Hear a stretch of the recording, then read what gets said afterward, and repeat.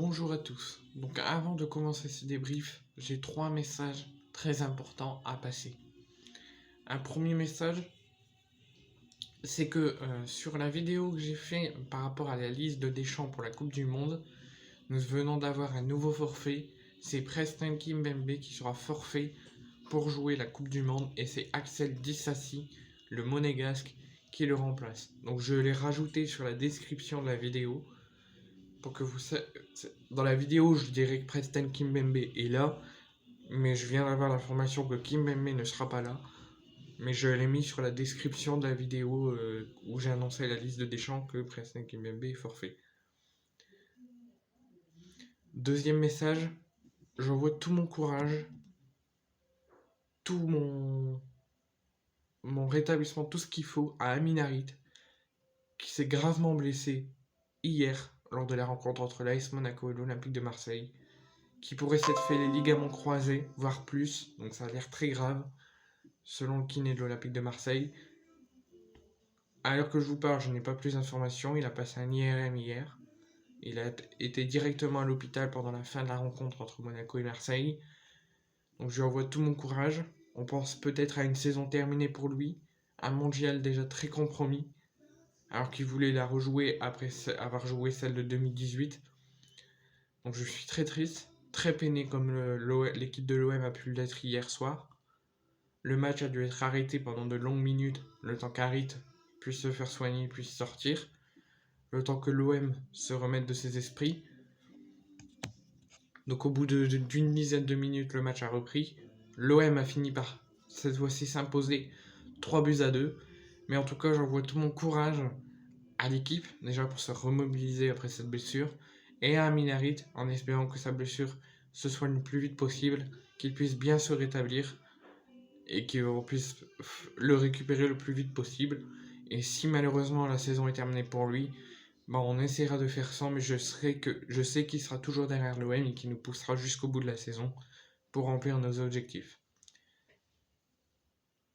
Et troisième message à passer, j'envoie tout mon courage aux Turcs, j'envoie tout mon courage aux proches des victimes et aux proches des blessés, même aux blessés, après l'attentat qu'il y a eu hier en Turquie, à Istanbul. Revenons aux sportifs, revenons au match incroyable de l'Olympique de Marseille hier. Il fallait gagner et l'OM était mené à un quart d'heure de la fin. Alors que l'OM était mené à un quart d'heure de la fin, j'étais déjà très en colère. Je disais, on mène à 0, comme quasiment les 3 dernières rencontres, on a dominé carrément toute la première mi-temps, donc je me voyais pas perdre ce soir. Et finalement, l'OM a attaqué, et l'OM l'a fait pour Amin Harit, pour le peuple marseillais. Mais face à un concurrent direct, l'OM a tout renversé et c'est peut-être un tournant de la saison. Pour le dernier match de cette première partie de saison, Igor Tudor ressort son schéma classique avec Guendouzi, Rongier et Veretout pour seulement Harit et Alexis Sanchez en éléments offensifs. Donc quasiment les mêmes copeaux que les derniers matchs. Du coup, même mot que sur les matchs précédents, l'envie toujours d'aller vers l'avant. Les joueurs qui se projettent sur le font en nombre, mais au moment de la finition, il n'y a pas le geste qu'il faut. Ça commence avec Nuno Tavares au bout d'une minute de jeu, qui envoie le cuir dans le nuage alors qu'il est à 1 mètre du but sur un centre au second de Jonathan Klaus. Guendouzi négocie mal aussi sa tête, plongeant quelques minutes plus tard. Nous sommes toujours dans le premier quart d'heure de jeu et Jonathan Klaus aurait dû être crédité de 2 passes décisives. Ça continue avec un super service de Alexis Sanchez en retrait pour Gigot qui trouve à son tour le nuage. Il faut donc se remettre à une fulgurance d'un Niño Maravilla d'Alexis Sanchez pour ouvrir le score à la 35e minute. Le Chilien pousse Badiashile à la faute à l'entrée de la surface et sur le coup franc en tenue dépose Nubel tout en finesse. L'OM est bien, l'OM est serein et mène au score et vraiment Monaco en face montre toutes ses limites avec de grosses lacunes offensives. Ce qui étonne vu les non alignés, mais justement il ne faut pas trop les provoquer non plus. Et juste avant la pause, à une petite minute de la pause, Balerdi encore une fois fait une très grosse erreur et pousse Crépin Diatta dans la surface et il y a penalty pour l'AS Monaco et penalty transformé par une panenka de Wissam Ben Yedder. Pas de changement à la pause. L'OM qui n'a plus marqué en seconde période depuis début octobre et le but du 4-1 de Mbemba contre le Sporting Lisbonne va devoir faire avec les mêmes, mais à l'heure de jeu, c'est le destin qui en décide autrement. Comme je vous l'ai dit, Harit est bougé dans un duel avec Disasi alors qu'il partait en profondeur et il tanque mal sa jambe dans le sol au moment de retomber. L'image est affreuse et les conséquences le sont tout autant. Le milieu offensif ne fera pas la Coupe du Monde avec le Maroc. Sa saison est peut-être, probablement terminée. Tout le monde est choqué, même les adversaires, mais il faut bien jouer. Et Payet rentre à sa place. Alors, juste avant de continuer le débrief, j'ai un message à passer à Benoît Bastien. Pourquoi tu n'as pas sanctionné Axel Disasi? Pourquoi? Tu lui as mis un jaune sur le but victorieux, donc le but de Payet, le coup franc de Payet et le but de Kolasinac. Mais pourquoi tu n'as pas mis au minima un carton jaune à Axel Disasi? Le mec, le joueur de l'OM, sa saison est peut-être terminée, sa Coupe du Monde est peut-être aussi terminée, il se fait quasiment les ligaments croisés, voire plus, donc c'est une très grave blessure, et tu sanctionnes pas, tu mets pas un coup franc pour l'OM et tu sanctionnes pas Axel Disasi. Pourquoi? Je suis sûr que tous les autres équipes diront pareil. Ça serait un joueur de l'OM sur un joueur de Paris, il y aurait eu carton. Donc il faut arrêter d'arbitrer différemment une équipe et une autre, de faire énormément d'erreurs d'arbitrage, surtout quand l'OM joue. Parce que là, je suis désolé, ça méritait un carton pour Axel Disasi après cette très grave blessure d'Amin Harit. Vous attendez quoi? Vous attendez que le joueur il finisse à terre paralysé, qu'il peut plus jouer de sa vie? Pour mettre enfin une sanction? C'est toujours pareil avec les arbitrages en France. On continue le débrief. Mbemba tente un dépassement de fonction et une percée dans la surface. Il doit avoir le corner mais l'arbitre ne le voit pas.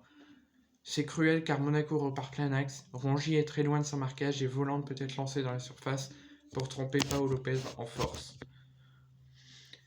Dans les 10 dernières minutes, l'OM égalise sur un bon double contact de Veretout dans la surface suivi d'une frappe bien placée. L'OM essaiera jusqu'au bout avec un Payet qui s'arrache pour prendre Disasi de vitesse sur le côté et obtenir un bon coup franc. Il le tire lui-même, c'est à ça de passer par un coup franc direct de Payet et l'arrière du crâne de Kolasinac permet enfin à l'OM de l'emporter à la 97e. L'OM est 4ème pendant 5 semaines. L'OM devra continuer comme cela parce qu'on a été tout droit de repartir dans une spirale négative. Là, on a fini comme les matchs précédents. Première mi-temps excellente, aucun point négatif. L'OM a été bon partout, offensivement comme au milieu comme défensivement. L'OM est resté concentré de la première à la 43e parce que les deux dernières on a eu le but.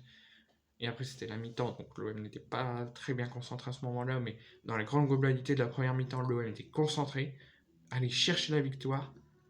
Et la deuxième mi-temps, c'était toujours pareil. On a baissé de régime de jeu, on a baissé l'intensité, on a baissé le pied. Et ça a coûté par toutes les occasions que Monaco a eues. L'OM a continué tout de même à attaquer, mais très peu.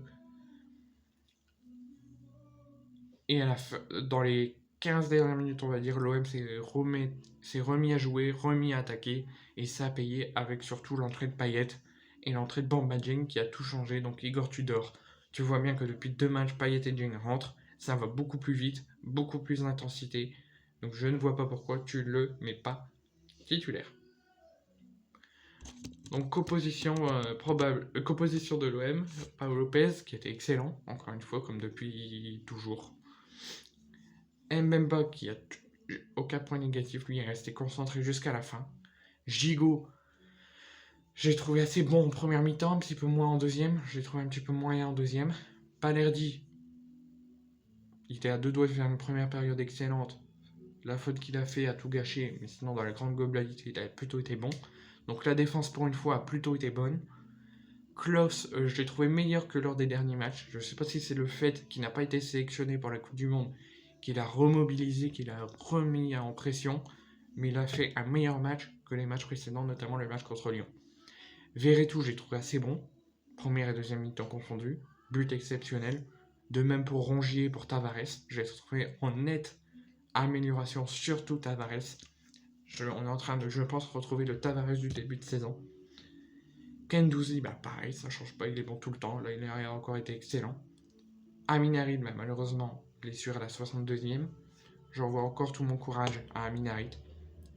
Et Alexis Sanchez, qui a plutôt été excellent avec un bon coup franc mis à Nubel pour l'ouverture du score. Et dans la grande globalité, il est resté concentré pendant 90 minutes. Pour les entrants, Kolasinac, il s'est pas trop montré parce que 10 minutes maxi pour se montrer, donc c'était très peu. Mais il est resté concentré quand même. Under, on l'a pas vu du tout. Pipe Gay, on l'a pas vu du tout non plus.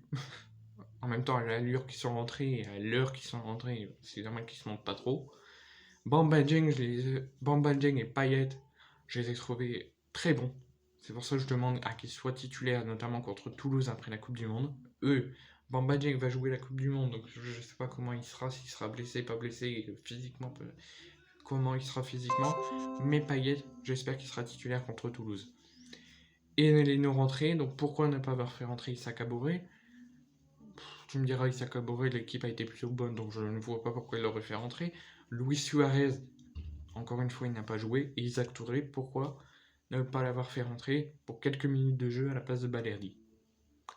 Donc là, c'est la pause. Trêve internationale oblige, Coupe du Monde oblige. Pendant 5 semaines, l'OM ne joue plus. L'OM va être en vacances, reprendre quelques jours avant Noël, se remettre au travail, peut-être passer Noël en famille, et après de retour sur les terrains d'ici le 26 ou 27 décembre pour le Boxing Day français.